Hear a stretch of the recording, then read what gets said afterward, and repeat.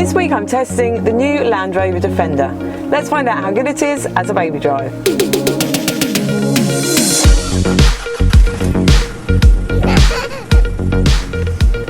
In the back of the Defender there are ISOFix in the two outer second row seats. They're nice and easy to connect to. There are top tether anchorages on the back of all three second row seats, and they're easily accessible through the boot or by bringing the seat backs forward. Now I could easily get 3 child seats across this second row. Space is really good. In the third row there are 2 seats, however there's no ISOFix or top tether anchorages, so I couldn't install child seats back there. Accessing that third row is a bit tricky. You can't access it with 3 child seats across this second row. You need to uninstall one of them to get through. Now, legroom is quite compact in the third row. I'm 160 centimetres and I can just fit in there.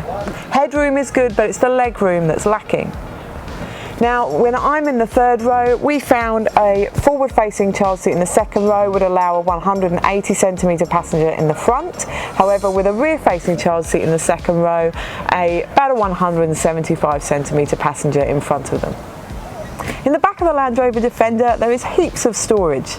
In the third row there are cup holders on both sides that will hold large refillable water bottles and coffee cups fit in them. There's also elastic straps that will hold an iPad but not conceal them. Above them is another elastic strap that will hold a water bottle too. In the second row there are cup holders and a fold down in the central seat back. They will hold reusable and disposable coffee cups. There are mat pockets on the back of both front seats. They will hold but not conceal an iPad, and there are cup holders in the door bins as well.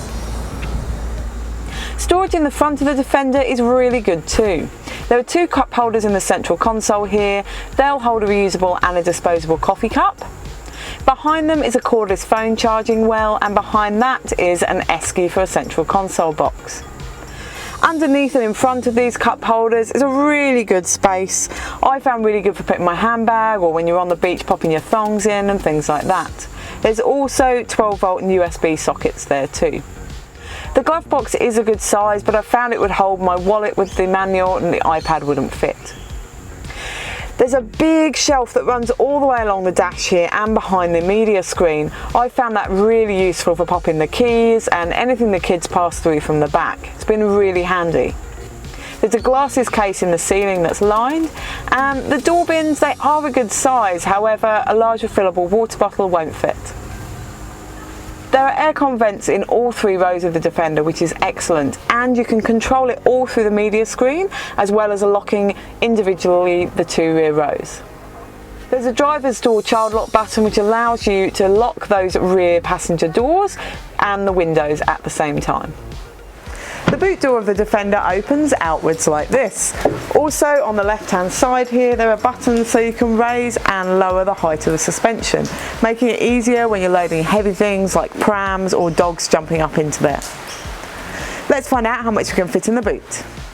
When using 5 seats it will hold 14 shopping bags, or a twin stroller and 5 shopping bags, a tandem pram and 7 shopping bags, a single pram and 6 shopping bags, or a compact stroller and 12 shopping bags, or a large dog. When using all 7 seats it will hold 3 shopping bags, or a compact stroller will fit with 1 shopping bag.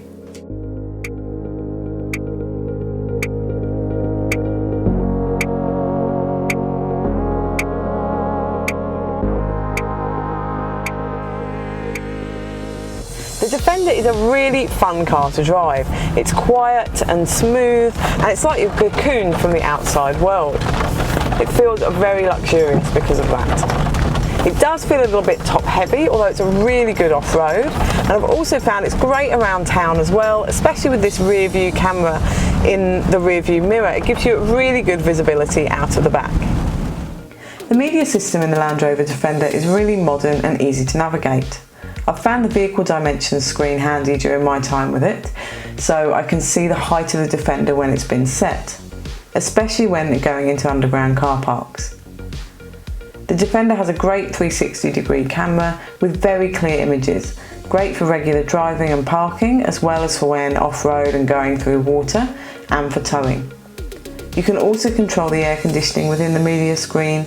I particularly like that you can adjust the second and third rows individually and lock them.